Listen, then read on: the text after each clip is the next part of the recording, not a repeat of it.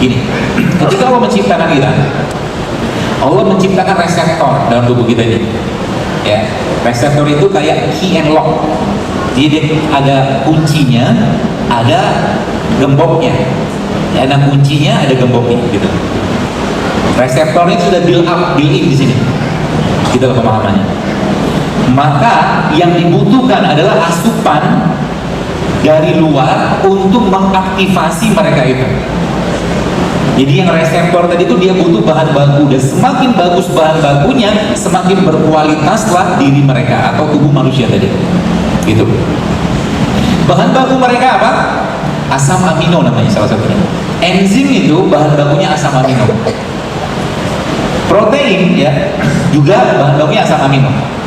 Jadi secara umum nanti kalau reseptor ini mau dimasukin atau dia mau bekerja dengan baik, maka kasih bahan baku yang tepat. Bahan baku yang tepat untuk mereka apa? Di semua sistem itu harus kan bahan baku itu saya sampaikan tadi, bahan baku yang paling tepat namanya asam amino. Asam amino yang terbaik yang ada pada buminya Allah ini ada pada satu produk namanya madu. Dan enzim bahan bakunya asam amino. Jadi enzim itu sebenarnya sudah build up di sini, sudah ada dia. Dia cuma butuh bahan baku aja. Makanya dalam surat Abasa, kalau pernah ada baca tentang tulisan saya dan itu jadi dapat dari guru saya juga, bahwa kalau ceritanya sekarang mau mengasup asam amino lebih banyak, maka isi piring kita 4/6-nya sayur, buah, dan biji-bijian. Karena asam amino di situ. Ya, asam amino di situ. 4/6-nya ada sayur dan buah, 1/6-nya adalah biji-bijian. Baru 1/6-nya lagi masuk protein. Tapi sayurannya bukan sayur nangka yang di rumah makan itu. Sayur itu ya, dia harus bukan harus sih, untuk dia memberikan efek chelation, maka Anda rebus dia. Rebus dia dalam suatu air, tambahkan dengan garam. Karena sini kan ada kunyit nih. Ini ada kunyit, kemudian ada apa? Serai. Anda ambil daun, misalkan ada air gitu kan, ada potong-potong kunyit ini, dan Anda kasih serai, kasih lengkuas, kasih jahe, dan kasih salah satu daun yang sangat baik yang biasa dipakai sama orang-orang India kalau masak, namanya daun kari. Daun yang paling, salah satu daun yang sangat tinggi Fe-nya, besinya. Ya. Terus nanti kunyitnya, jahenya, kapulaganya, daun karinya Anda rebus semua, kasih jahe, lalu dikasih santan yang tidak dipanaskan, tapi santannya Anda peres pakai air kelapa. Kebayang? Jadi santan itu sehat, asal jangan dipanaskan. Jadi kalau mau bikin kari, bikinlah kari yang santannya jangan dipecah dengan pemanasan, rusak dia. Maka jahenya ada, kapulaganya ada, bunga lawangnya ada, cengkehnya ada, kunyitnya ada, daun karinya ada, daun serainya ada, kemudian dikasih santan tadi itu akan jadi penyubur kandungan yang luar biasa. Namanya apa? Kari. Kari kan jadi kari. Maka India kan banyak penduduknya karena spermanya bagus-bagus. Di sana orang-orang India makan gorengan, tapi gorengannya dikasih bumbu, nggak kayak di sini. Di sini kasih apa? Kasih apa? Cabai, micin. Maka jadilah generasi rasa. Ya, maunya semua pakai rasa, dan rasanya sintetik lagi buatan. Padahal apa susahnya bikin penyedap alami? Gitu. Jadi yang diasup sudah hilang asam aminonya, ya, nggak ada enzimnya atau bahan baku enzimnya, sehingga ketika tubuh masuk dengan makanan-makanan yang tidak sehat tadi, tubuh minta waktu sebentar untuk merefresh badannya, dan muncullah namanya tidur. Betul? Sekarang contohnya, kenapa orang habis makan nasi yang itu tuh jadi tidur? bukan karena banyak lemaknya, tapi karena makanan yang dimakan dari bahan baku buat enzimnya sudah nggak ada. Nasinya sudah nggak ada ada bahan bakunya, karena nasi itu sebenarnya bahan baku enzimnya atau bahan terbaik itu justru malah ada pada seratnya, ada pada kulitnya. Nasi itu kan nasi putih, tapi yang makan kulitnya siapa? Ayamnya nggak kena osteoporosis, nggak kena diabetes, manusianya kena. Nggak mau belajar dari ayam. Dari zaman dulu ayam kampung sehat-sehat terus ya, kecuali ayam kampung yang sudah pindah ke kota. Maksudnya pindah kota tuh dia nggak lagi makan makanan yang asli gitu kan gitu. Jadi ada yang gini. Maka beda ceritanya kalau Anda makan nasi yang penuh gula, yang penuh santan tadi, ada beda ceritanya reaksi badan dengan Anda makan sayur dan buah. Beda, nggak ngantuk kita. Kenapa? Ada bahan baku di situ, ada asam aminonya. Maka lihat dalam Al-Quran, Allah berikan petunjuk kepada kita, kalau mau makan sesuatu, makanlah buah terlebih dahulu sebelum makan beratnya. Kan petunjuk Al-Quran begitu. Kita kan terbalik. Makan buahnya kapan? Setelah makan. Dan disebut dengan gaya dessert gitu. Dan cuci mulut tuh pakai air, bukan pakai buah. Jadi banyak keliru. Contoh ini juga sama, tempe itu protein pada suhu 55 derajat Celcius sudah mulai bermasalah, sudah mulai hilang. Padahal tempe itu sehatnya luar biasa. Anda pernah ketemu kimchi yang digoreng kan? Kimchi digoreng kan? Mau digoreng mah rusak lah kimchinya. Orang di situ ada biotiknya kok, ada probiotiknya di situ. Probiotik kena panas ya rusak. Gitu loh. Maka makan tempenya mentah. Mentah sebenarnya bukan mentah juga. Tempe yang dibikin kayak begini kedelai sudah direbus. Kita aja bahasa kita mentah karena nggak digoreng. Jadi makan tempe sama madu. Pagi-pagi sarapannya itu. Salah satunya, atau bikin bubur ayam. Pakai apa? Bukan, pakai alpukat. Alpukat dikerok, dihancur-hancurin, di mixer sedikit gitu kan. Nanti Anda kasih suiran kurma. Itu bubur ayamnya kita. Sehat gak? Murah gak? Murah lah. Bubur ayam sekarang berapa? Rata-rata ya 5-7 ribu, 10 ribu lah. Anda beli alpukat satu cukup kok. Betul? Cukup. Tambahkan tempe sedikit sudah dapat protein, sudah dapat lemak, sudah dapat asam amino. Kenapa nggak mau ngerjain itu? Belum tahu. Baik sangkanya belum tahu. Ya, maka diubah. Kasihan pemerintah kita. 1 tahun 140 miliar dia beli obat TBC. 1 tahun itu baru 1 obat. Ini belum jadi efek sampingnya. Ya, padahal negeri kita nih 350 tahun kita dijajah Belanda. Ini dijajah apa? Rempah. Ini kan dijajah. Kenapa banyak orang Indonesia sakit-sakitan zaman sekarang? Karena mereka jauh dari rempah, mereka jauh dari rempah, mereka jauh dari sayur, mereka jauh dari buah. Yang dimakan kebanyakan makanan-makanan yang menyenangkan rasa mereka. Gitu, betul kan? Akhirnya apa? Sakit-sakitan. Dan kalau mobil itu mau bermasalah, dia kasih tanda dulu. Tiba-tiba di starter nggak bisa. Sama pagi-pagi tiba-tiba mau bangun susah. Starter nggak bisa. Keberatan karena malamnya ngapain? Makan nasi goreng. Kan gitu kan? Makanya kalau bahasa Inggrisnya ini ala-ala saya gitu kan, bahasa Inggrisnya sarapan itu apa? Breakfast. Breakfast itu kan fast yang di break. Kan puasa kita malam kan. Maka sebelum tidur itu bahkan disebutkan dalam hadis jangan makan. Hadis itu gitu. Kalau mau makan jangan sampai langsung tidur habis makan. Jalan dulu setengah jam gitu hadisnya. Pentingnya begitu. Kalau enggak apa? Dia akan fermented, dia akan fermentasi makanan tadi. Balik-balik ketika bangun pagi-pagi, harusnya bagian-bagian dalam tubuhnya bersih-bersih segala macam. Ketika ada makanan masuk, dia nggak bersih-bersih, malah kerja lagi. Ya. Maka Allah menciptakan, kalau saya tanya Anda semua, lebih milih makan atau tidak makan? Pasti milih makan, saya pun milih makan. Karena makan bagian dari nafsu kan. Karena Allah maha tahu kita dan Allah jauh lebih tahu dari kita kebutuhan kita, maka Allah ciptakan kondisi untuk manusia tidak makan, namanya puasa. Itu sebenarnya ceritanya. Lihat, kalau saya pernah bahas itu kan, ada bayangan kalau seandainya kita ngikutin pola ini aja, berapa banyak dana atau anggaran kesehatan kita bisa save, kita bisa hemat. Senin Kamis 2 kali 4 8, Ayamul Bid 13, 14, 15, 8 sama 3 udah 11. Tanggal 17 nya, tanggal 19 nya atau tanggal 21 nya berbekam. Apa itu gak skenario? Skenario loh itu.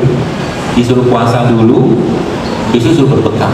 Bagian tubuh kita ini yang paling banyak terekspos dengan polutan apa? Kulit. Maka bekam itu di kulit. Puasanya urusan sama kolbu. Fisik itu ngikut aja. Maka puasa itu jangan banyak makan. Ya, kalau cerita tadi makan, Nabi mengajarkan apa? Ketika berbuka puasa, cerita breakfast tadi, maka Nabi makan kurma. Maka pagi-pagi ketika Anda bangun tidur, yang Anda makan apa? Minum air putih dulu. Itu yang pertama. Atau kalau enggak, Anda makan buah. Ya, nggak cocok pagi-pagi itu kita makan yang berat-berat. Kenapa? Karena tubuhnya habis istirahat. Gitu. Jam 4 bangun, jam 5 bangun, tiba-tiba langsung makan bubur ayam, nasi goreng, mie bla bla segala macam, capek dia. Akhirnya apa? Ngantuk. Dan tubuh kalau sudah bermasalah, dia ngasih tanda. Tandanya apa? Keluhan. Anda yang sudah mulai ngikutin apa yang saya sampaikan, coba lihat. Mulai berkurang sedikit keluhan-keluhannya, coba. Satu persatu hilang. Pusing sudah mulai hilang dan tidak lagi menyalahkan musim. Zaman sekarang orang suka nyalain musim. Musim hujan, batuk pilek. Ya, musim panas, demam, macamnya nggak ada yang benar musim.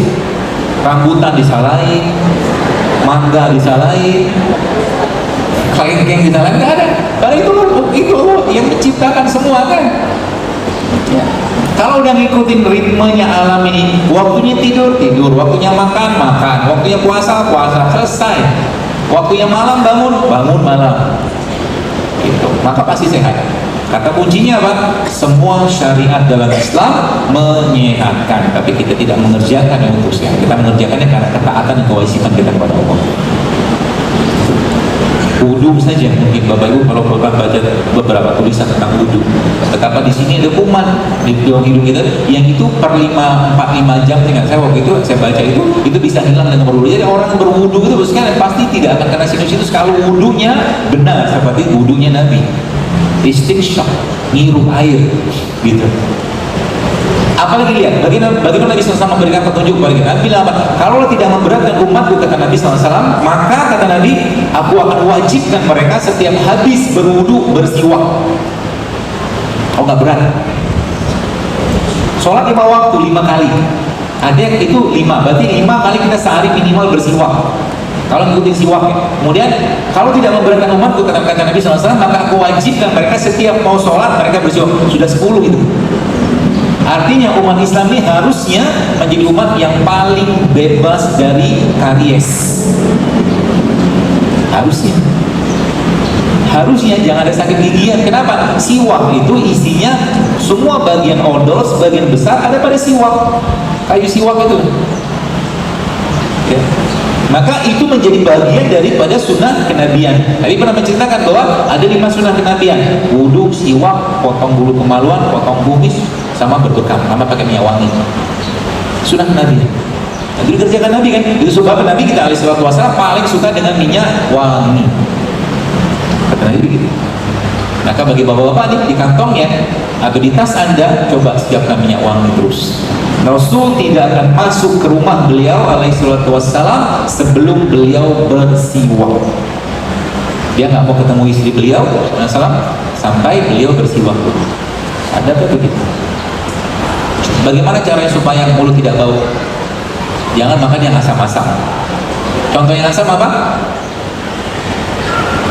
Bukan. Gula pasir itu asam. Sifatnya, bukan rasa. Gula pasir itu asam. Tepung itu asam. Minyak goreng itu asam. Nasi putih itu asam. Okay. Tanda-tanda orang yang asam apa? Mulutnya bau, BAB-nya bau, kencingnya bau, pokoknya bau lah. Coba lihat kalau ada yang makan jengkol, apa yang terjadi dengan pipisnya? Bau kan? Karena jengkol itu asam, kuat banget asamnya. Ya. Kemudian durian. Coba lihat, maaf kalau yang makan durian berlebihan, coba lihat. Biasanya BAB-nya itu juga maaf baunya menyengat karena durian itu asam.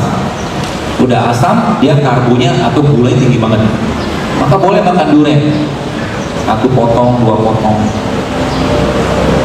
Ya. Lalu Anda ambil bijinya direbus, nah makan bijinya yang banyak, lebih sehat. Biji durian itu sehat. Ya. Jadi pada makan durian. Ya, sekali-kali boleh lah.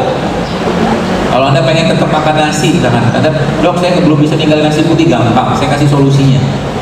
Ya, solusinya gimana? Anda ambil bawang merah, bawang putih, cabai, kasih kurma, cabai nggak usah banyak-banyak. Anda kasih minyak zaitun, campurkan ke nasi tadi, maka nasinya akan penuh dengan serat dan enzim. Aman. Enak juga. Kenapa perlu kurma? Perlu asam amino lah. Kurma itu asam amino luar biasa. Jadi kalau kita pengen makan nasi, bahkan gak usah banyak makan-makan, ya. Ada katakanlah apa nasi juga gak usah banyak-banyak, sambal aja. Saya begitu polanya. Atau Anda bikin sambal sendiri. Sambalnya nanti isinya apa? Bawang putih, ya, bawang putih, cabai rawit, garam, sama kurma. Diulek, nanti kasih zaitun sedikit, campurkan ke nasi Anda, itu the best. Rasanya juga akan enak dan Anda tetap aman gula darahnya, insya Allah. Asal yang banyak-banyak juga nasinya, ya. Seperti itu. Jadi toyib dari halal dari toyib itu apa? Dimakan jangka panjang tidak menimbulkan efek, itu toyib. Ya, aman. Makanya jadi kalau sering saya sampaikan, banyak orang bilang, dokter herbal itu kerjanya lama ya. Bisa iya, bisa enggak. Jadi gini, kita bicara ini kunyit aja, kunyit nih. Kalau Bapak Ibu baca penelitiannya, banyak banget penelitian tentang kunyit. Dia booster hormon bagi bapak-bapak. Ya, kalau mau testosteron yang bertambah, minum kunyit. Tambahkan dengan habatus sauda. Ya. Dia juga punya anti aging, dia juga punya anti penuaan, kunyit. Makanya India adalah salah satu negara yang angka demensia atau pikunnya paling rendah di dunia karena tingginya konsumsi kunyit. Gitu. Jadi dia tadi toyib. Jadi bicara tentang herbal tadi, maka dia nih dalam satu bahan dia nih itu banyak sekali bahan-bahan aktifnya, tapi jumlahnya kecil, dikit. Ya, artinya apa? Artinya sekarang Bapak Ibu kalau Anda mau mengasup enzim itu dengan baik, maka makanlah sayur tiap hari, makan buah tiap hari, makan rempah tiap hari, makan rimpang tiap hari, tukar-tukar aja jenisnya. Tukar-tukar aja. Karena dalam mereka itu semua terkandung bahan bakunya untuk enzim badan kita itu asam amino. Yang menariknya lagi apa? Menarik lagi ternyata mereka ini loh sekalian.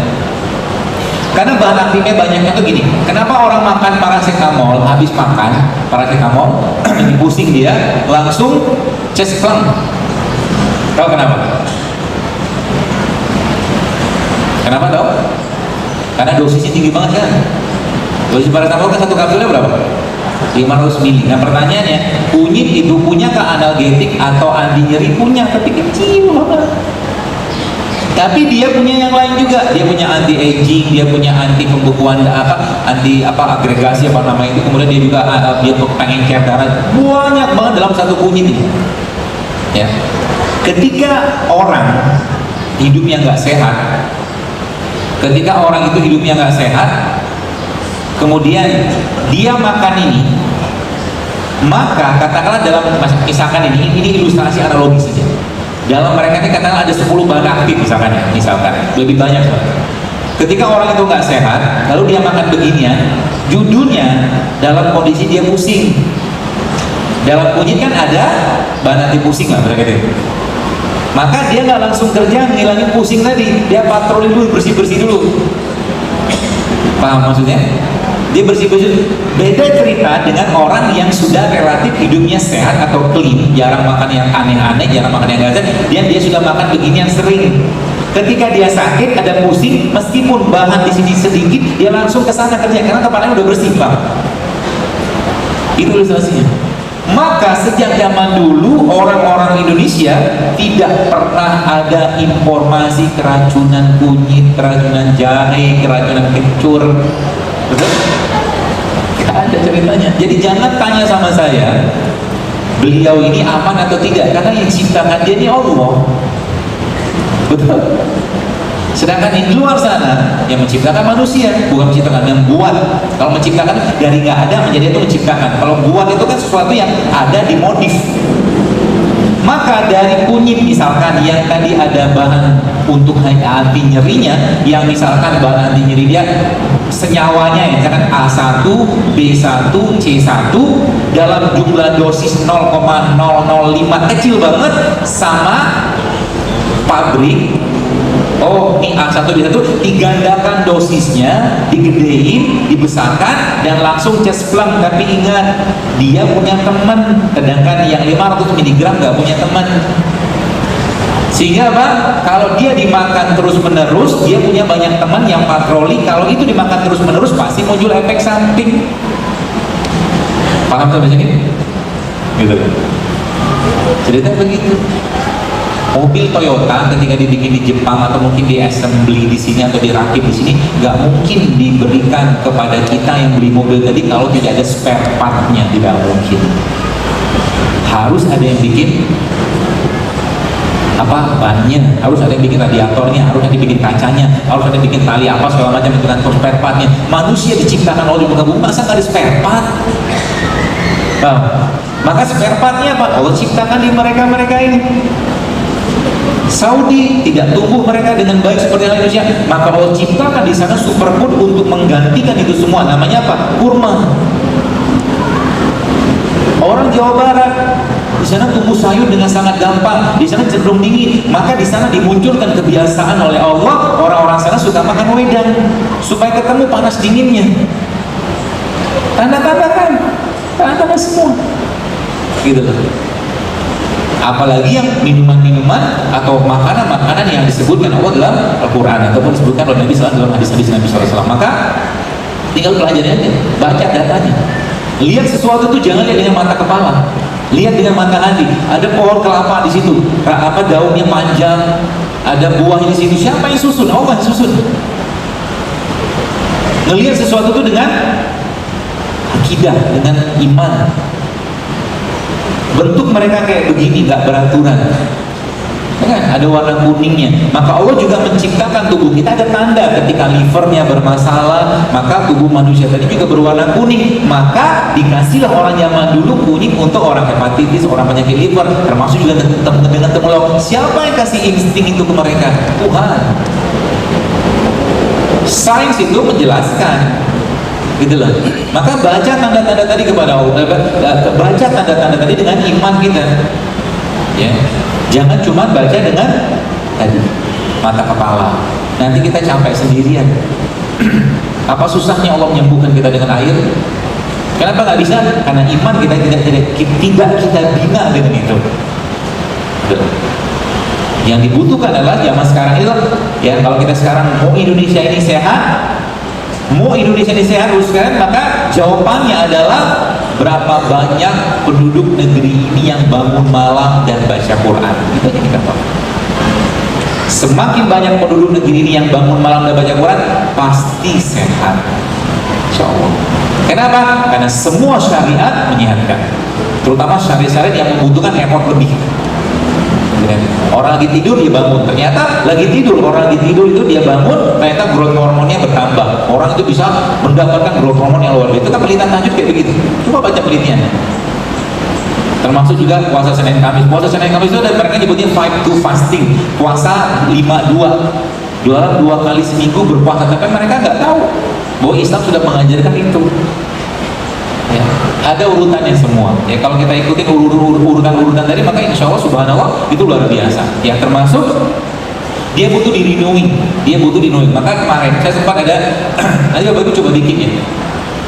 Coba bikin ini ramuan ini kunyit, lalu Anda kasih jahe, lalu Anda kasih masuk sama ini serai, kasih air panas. Setelah dia agak hangat, Anda kasih jeruk nipis. Ya, Anda kasih jeruk nipis. Setelah semua teraduk dengan sempurna, Anda saring, lalu blender sama kurma. Coba minum itu tiap hari dan lihat nanti apa efeknya. Karena yang tadi saya sebutkan itu sebagian besar itu raja-raja herbal semua, king herbs. Kunyit, jahe, jeruk nipis, kayu manis, bahkan serai. Serai ini salah satu steroid alaminya kita, steroid.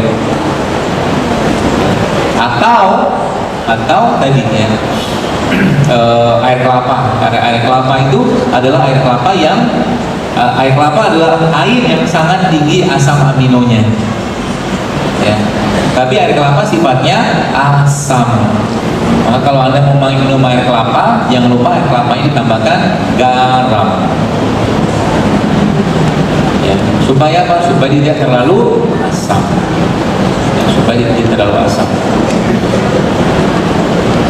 Mau dikasih madu boleh, mau enggak, bahkan dengan kurma kan sudah manis kan, sudah cukup manisnya.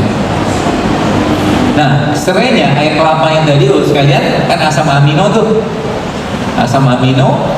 Air kelapa apa yang paling bagus? Air kelapa yang masih muda, terutama air kelapa atau kelapa yang dagingnya masih halus banget tuh.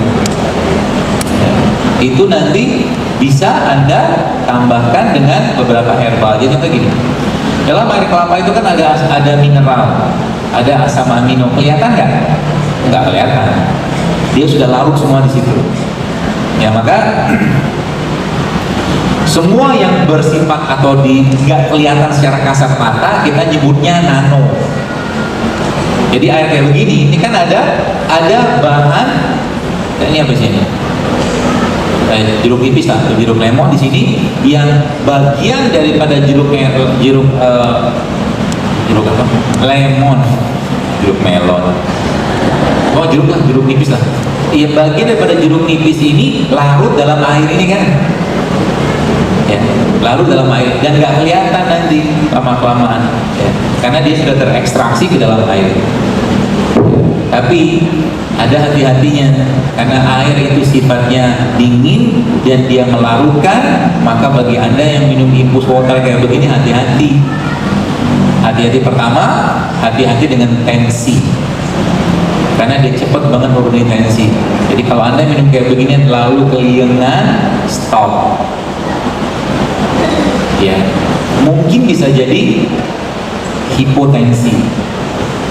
Atau Anda minum infusan kayak begini isinya kayu manis. Kayu manis punya efek hipoglikemik atau menurunkan gula darah yang kuat sekali. Jadi kalau Anda minum infus kayak begini ya infus kayu manis kayak begini lalu tiba-tiba keliengan, mungkin bisa jadi muncul hipoglikemik atau gulanya turun. Itu sebabnya kalau saya lebih nyaranin ganti-ganti aja tiap hari. Kalau saya dalam jumlah sedikit, tapi Anda istiqomah jauh lebih baik. Misalkan nih ya, hari ini minum jahe, besok minum serai, besok minum kunyit, besok minum infus water, gitu lebih baik. Kecuali Anda memang punya aktivitas yang bisa memanaskan badan Anda seperti olahraga. Anda lihat kan ada salah satu bapak calon wapres yang nggak jadi itu, Pak Sandiaga Uno itu kan. Beliau kan bawa ini terus tuh, antang-antang aja dia, nggak ngedrop. Karena apa? Karena larinya luar biasa, panas badannya. Kita kan enggak. Ya. Jadi kalau minum infus water itu harus ada pemanasnya, karena dia dingin. Kalau dibiarkan terus-menerus kayak begitu, apa yang terjadi? Ginjalnya akan ngedrop. Itu ilmunya.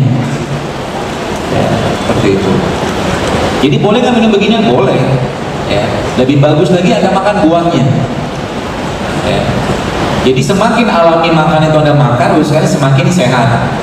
Ya, semakin sehat kita. Misalkan ini, serai yang paling baik itu serai seperti apa? Serai yang baru Anda petik dari tanah, lalu Anda bikin air serai bagus. Kalau udah kayak begini, dia pasti teroksidasi. Maka dalam Islam, memberi nafkah kepada keluarga dari hasil cocok tanam itu pahalanya double.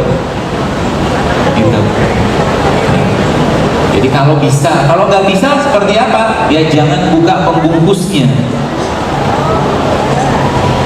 Kan oksidasi dia ini kalau bungkusnya dibuka kan dia mulai kuning tadi kan. Nah kan bungkusnya ini maka di situ letak antioksidannya. Jadi semua buah-buahan itu antioksidannya, pelindungnya letaknya di kulitnya. Bahkan dia punya ada anti kanker, serat, sebagai contoh misalkan apel. Apel itu seratnya atau anti kankernya, pektinnya itu letaknya ada pada kulitnya. Tapi sayangnya kulitnya dikasih wax. Ya, maka lebih baik kalau Anda mau makan apel, cari apel lokal aja. Ya, apel lokal yang nggak banyak. Jadi kalau dilihat apel itu kan kinclongnya luar biasa, kayak bisa bercermin gitu di situ. Nanti kinclongnya, ya seperti itu. Jadi semakin alami badan kita terus kan semakin bagus ya. Reseptor kita tidak akan dapat bahan baku. Seperti itu Sobat. Dan lihat, jadi gini, ngobatin penyakit itu jangan diobatin penyakitnya, kasih makan enzimnya. Enzim itu bisa dikasih makan kalau kita kasih makan dia asam amino, bang. Asam amino dapat dari mana tadi? Sayur, buah, dan segala jenis daun-daunan. Bahkan yang luar biasa, ada satu jenis daun yang punya kandungan asam amino yang luar biasa. Ya, yang sudah pernah dengar saya jelaskan itu daun kelor. Daun kelor itu asam amino sangat tinggi. Ya, Allah Maha Kuasa, dan mungkin Allah tinggalkan kita di bumi ini tanpa diberikan bahan baku untuk menjalankan peran sebagai Abdullah. Tidak mungkin. Allah ciptakan kayu manis, Allah ciptakan jeruk nipis, Allah ciptakan serai, segala macam untuk kebutuhan kita. Ya. Jadi lagi-lagi pesan saya sebagai penutup, ya pertama tadi ya, perhatikan ya, apa yang kita makan tiap hari, maksudnya dari sisi hartanya kita itu, kalau mungkin ada sumber-sumber yang tidak halal, stop, nggak berkah nanti, penyakit bakal banyak datang, masalah akan banyak datang. Yang pertama. Yang kedua, kalau Anda lagi makan, ya bos sekalian, kata kuncinya adalah kalau mau makan, pikir baik-baik. Kalau saya makan ini kira-kira bikin sakit atau bikin sehat? Mikir kita, apalah yang kilun kata Allah. Ya. Kalau bikin sehat kita atau minimal gak muncul penyakit, ya sudah makan, silakan. Tapi ingat, kata kunci ketiga apa? Jangan berlebihan. Ya berlebihan. Makanan sehat, kurma sekalipun dengan luar biasanya kurma sama amino, serat, besi segala macam. Kalau sehari makan 1 kilo kurma, kan ada juga diabetes. Ya kan? Gak boleh. Wakulu wasrobu walatusrifu kata Allah. Makan silakan, tapi jangan berlebihan.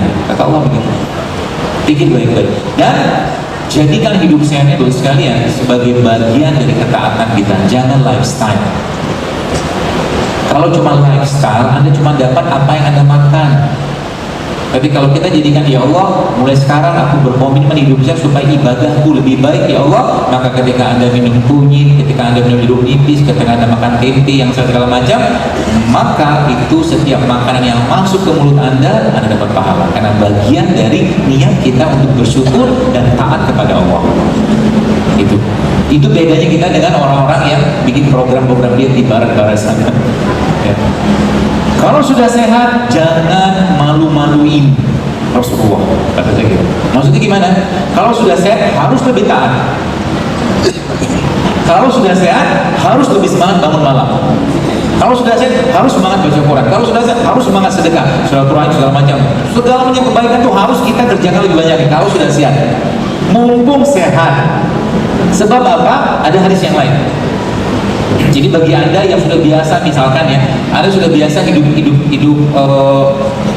dengan ibadah tertentu, misalkan satu hari sholat duhanya 12 rakaat, misalkan, terus sering banget Anda kerjakan, nggak pernah putus. Lalu tiba-tiba Anda ada uzur, sakit atau safar, dan Anda tidak bisa melaksanakan sholat duha 12 rakaat, maka Anda tetap dapat pahala 12 rakaat. Itu mumpung sehat, perbanyaklah berbuat baik. Dan ingat, berbuat baik itu bagi saya itu luar biasa, apalagi berbuat baik untuk orang lain. Kalau sekarang saya tanya kepada Anda, maukah Anda diberikan sebuah hadiah umroh lah misalkan, atau mungkin Anda diberi kesempatan untuk iktikaf 1 bulan penuh di Masjid Nabawi. Mau banget, ya kan? Pertanyaannya, mungkin waktu nggak ada, urusan kita banyak, kerjaan banyak, maka Nabi SAW berikan petunjuknya kepada kita. Apa kata Nabi? Membantu hajat saudaraku kaum muslimin, kata Nabi, menyelesaikan hajatnya jauh lebih aku cintai daripada iktikaf 1 bulan penuh di masjidku ini. Maksudnya gimana? Anda lagi tempat wudhu, misalkan di mall atau di mana, tiba-tiba Anda lagi pakai sandal tuh, ada orang mau wudhu, orang itu pakai sepatu, orang itu pakai sepatu. Lalu hajatnya dia kan pengen pakai sandal supaya sepatunya nggak basah. Lalu Anda kasih sandal itu kepada orang tadi, maka itu jauh lebih baik daripada iktikaf 1 bulan penuh di Masjid Nabawi. Sesederhana itu melakukan kebaikan. Ya. Maka ketika Anda lagi di mall, lagi di pintu tol, atau mungkin di segala macam tempat-tempat yang Anda bisa melakukan kebaikan, lakukan di sana kebaikan tersebut. Jangan pernah dalam kehidupan kita tidak melakukan kebaikan untuk orang lain. Minimal dengan cara apa? Berdoa. Penduduk umat Islam di dunia berapa miliar? Sebulan 4 miliar. Saya juga nggak tahu, sebulan mungkin 4 miliar. Pertanyaannya, bagaimana Anda bisa mendapatkan pahala dari 4 miliar ini? Gampang, doa saja dengan doa, Allahumma firlil muslimin wal muslimat wal mu'minin wal mu'min. Tambah lagi al-ahya'i minhum wal amwat. Orang yang mati, yang hidup, yang salah, ada pahala sama mereka. Kalau dirasakan Islam kan? Maka jangan pelit mendoakan orang lain. Kalau pengen kaya, doakan orang yang sudah kaya. Semoga Allah tambahkan kekayaan untuk Anda. Gitu. Nanti malaikat bilang sama kita, wala tamistuhu wala tamistuhu. Engkau seperti apa yang kau doakan. Jadi mungkin ada orang nggak kaya-kaya, kenapa? Karena pelit ngedoain orang kaya. Lihat orang kaya, jangan sombong nih, sholatnya telat, nunggu aja, sholatnya rutin, gitu lah. Itu penyakit apa? Maka hati-hati dengan hati. Jagalah hati. Karena seseorang itu akan dimatikan sesuai dengan kebiasaan. Kebiasaan apa? Kebiasaan hatinya salah satunya. Kalau dia sukanya mengumpat orang, mencela orang, ngomongin orang, dia akan mati dalam keadaan kayak begitu. Serius. Maka jangan cari masalah dengan orang lain. Ya, jaga hati baik. Nggak perlu ngomong, diem. Nanti ngajarkan begitu kan? Ngomong yang baik, kalau nggak diem. Kalau nggak ada orang tanya, jangan ngomong. Baca zikir, baca Quran, lebih baik. Itu sebabnya salah satu cara untuk mau program hamil adalah jangan banyak ngomong. Banyak aja zikir. Nabi Zakaria ketika beliau disampaikan oleh Allah, ya Rob, apa tanda istriku hamil? Maka engkau tidak akan bisa bicara. Maksudnya secara umum, saya mencoba menganalogikan saja. Ya, daripada banyak bicara, hormon kita terganggu, emosi kita terganggu, fisiologis badan kita terganggu, kita banyak berzikir. Dan memang Al-Quran berikan petunjuk seperti itu. Kalau mau banyak anak, mau banyak hartanya, dalam surat Nuh Allah sampaikan, perbanyaklah istighfar. Gitu. Jadi sesederhana itu sebenarnya. Jadi kayak begini sebenarnya hanya bagian yang ya kalau boleh saya katakan 1% saja. Hanya 1%. 99%-nya apa?